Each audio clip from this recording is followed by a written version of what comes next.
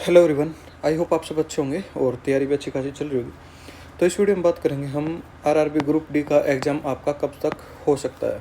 कल कैट का फैसला आ गया था और वो फैसला 10th के पक्ष में गया है और आईटीआई वाले के पक्ष में ये फैसला नहीं गया, 10th के पक्ष में ये फैसला गया है। तो अभी पॉइंट ये आता है कि क्या रेलवे जो एग्ज़ाम डेट थी 17 नवंबर, इससे एग्ज़ाम लेगा। तो मेरे को ये लगता है कि 17 नवंबर से तो एग्ज़ाम आपके स्टार्ट नहीं हो पाएंगे। रीज़न ये है कि आज 13 नवंबर है, अभी सिर्फ 4 दिन का समय है। 4 दिन में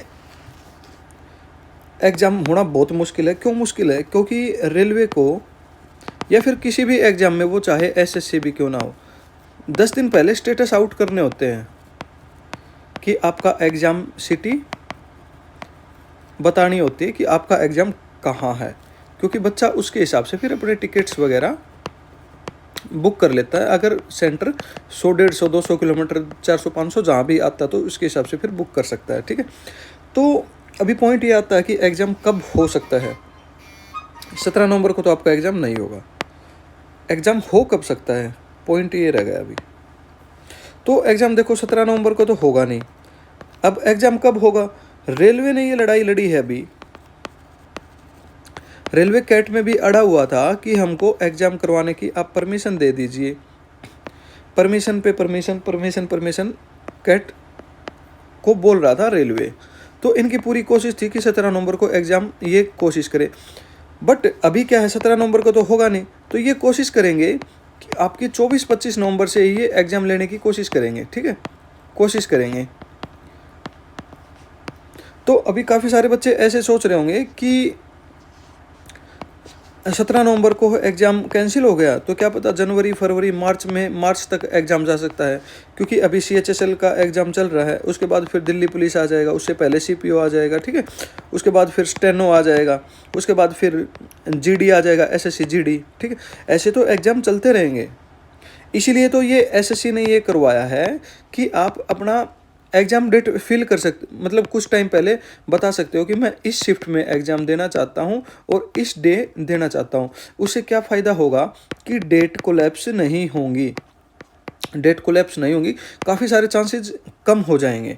क्योंकि अगर मान लो रेलवे का भी एग्ज़ाम चल रहा है तो उसके पास, आपके पास उस समय ऑप्शन होता है। हालांकि इतना ज़्यादा आसान तो नहीं होगा इससे, बट काफ़ी सारे बच्चों की तो होगी ही होगी। ठीक है, क्या पता एसएससी ने एग्ज़ाम डेट्स या शिफ्ट पहले पूछ ली हो, रेलवे का एग्ज़ाम की डेट बाद में आई हो, तो ये चीज़ें भी हो सकती हैं।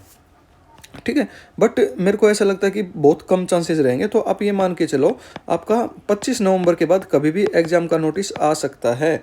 ठीक है, 25 नवंबर के आसपास आपका एग्ज़ाम कंडक्ट करवाया जा सकता है। और 25 नवंबर नहीं ना, तो फिर दिसंबर के आप फर्स्ट वीक में ये मान के चलो कि आपका एग्ज़ाम होगा। ठीक है, तो आप अभी यही मान के कोशिश तैयारी करते रहो अपनी कि आपका एग्ज़ाम है ना जो, वो आपका 17 से ही है।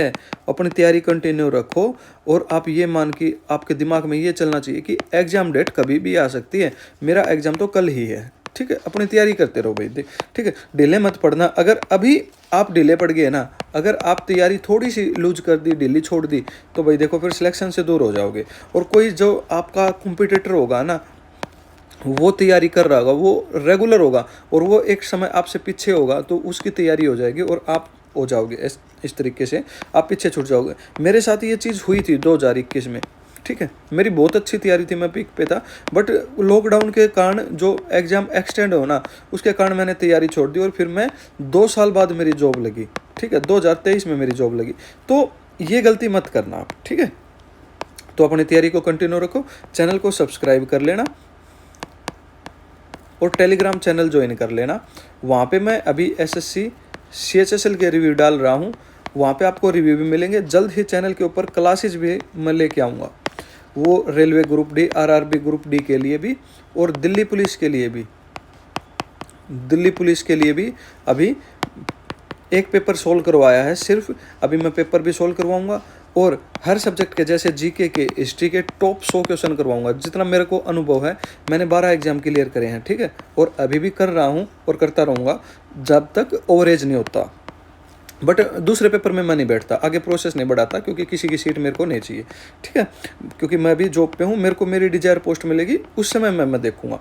तो हिस्ट्री के टॉप 100 क्वेश्चन, और टॉप 100 क्वेश्चन में अगर 4 ऑप्शन होंगे ना, तो 4 ऑप्शन करवा दूंगा। तो इस तरीके से 400 क्वेश्चन हो गए, और 400 क्वेश्चन बहुत होते हैं किसी भी सब्जेक्ट के, ठीक है। इसी तरीके से पॉलिटी के आर्टिकल किस तरीके से याद करने, डेली एनालिसिस देख लो, पॉलिटी के वो आर्टिकल भी याद हो जाएंगे। और वैसे टॉप 100 क्वेश्चन तो हर सब्जेक्ट के लेके आऊँगा। तो मिलते हैं ऐसे नई वीडियो के साथ, तब तक के लिए जय।